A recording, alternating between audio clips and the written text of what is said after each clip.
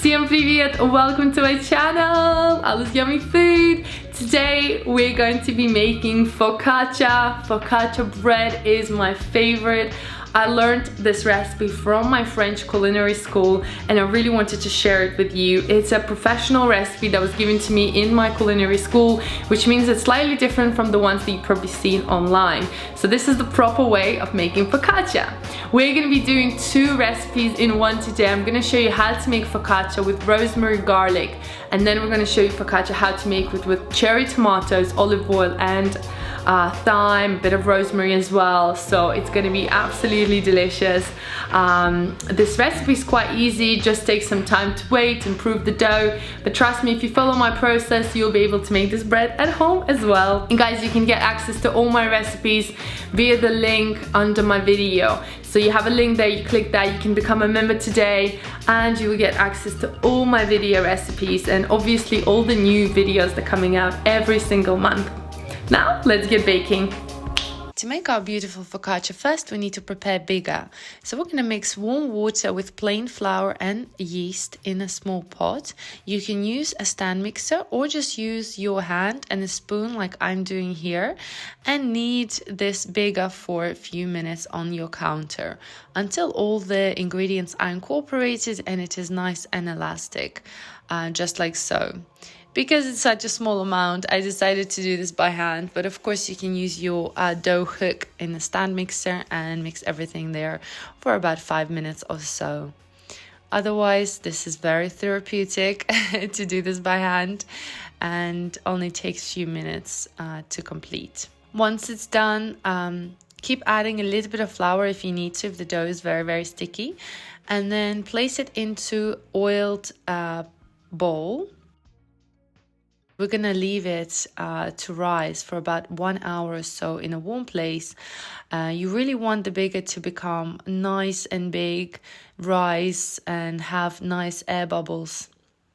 Once your bigger is done, you're going to start to make the final dough.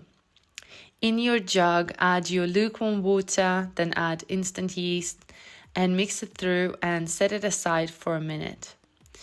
Then once your bigger has risen, it should look like this. It will be nice and sticky.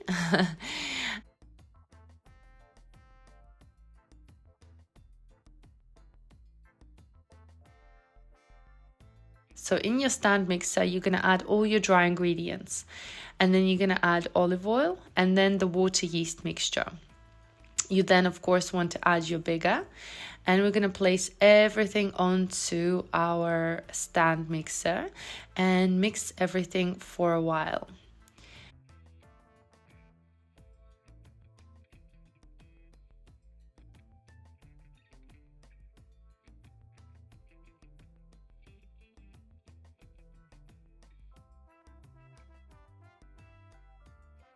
Now, you want to mix the dough on low speed with a dough hook attachment for about 4 minutes.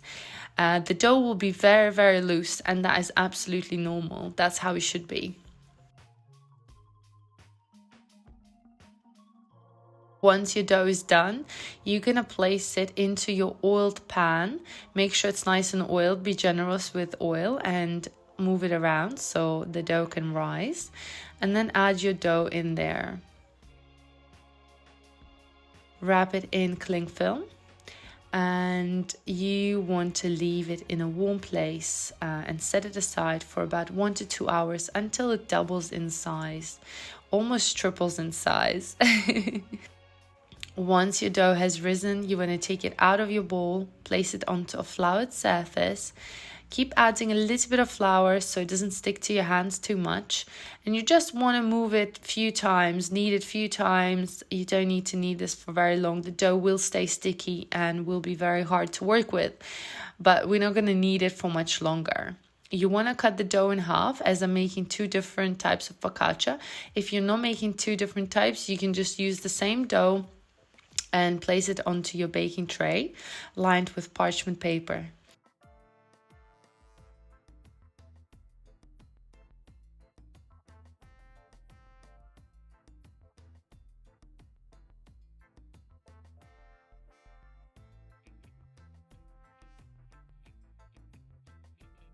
Now, to move the dough around the sides, I like to oil my hands because that way it's not going to stick to your hands.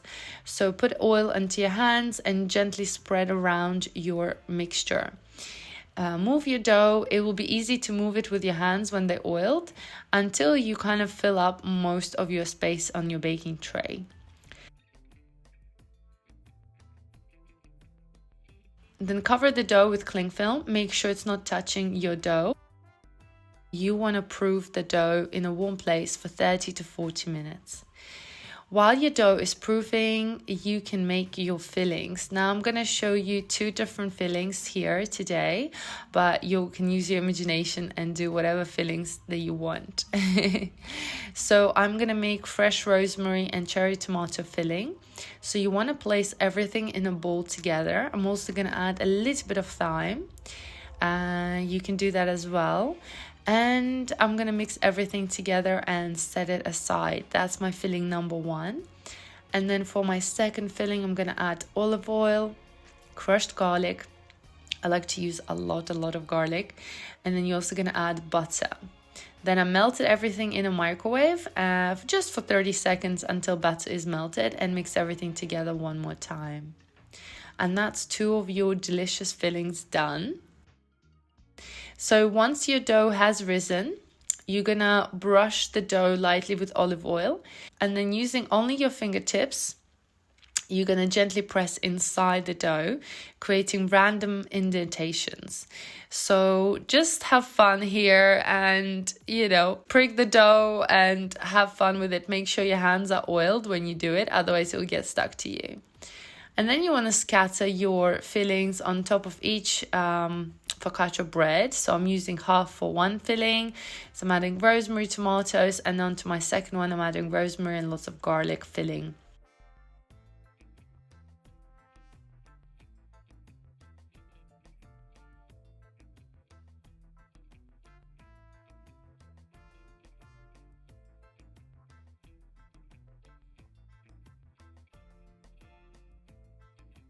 With olive oil. Then next you want to brush your pastry one more time with olive oil, and we're going to bake this in a preheated oven. I will leave all the measurements in the recipe in the membership, of course. It is really important to create the steam, which I will explain as well, in the oven, so it creates a nice beautiful crust on top, and it's super soft and so yummy in the middle.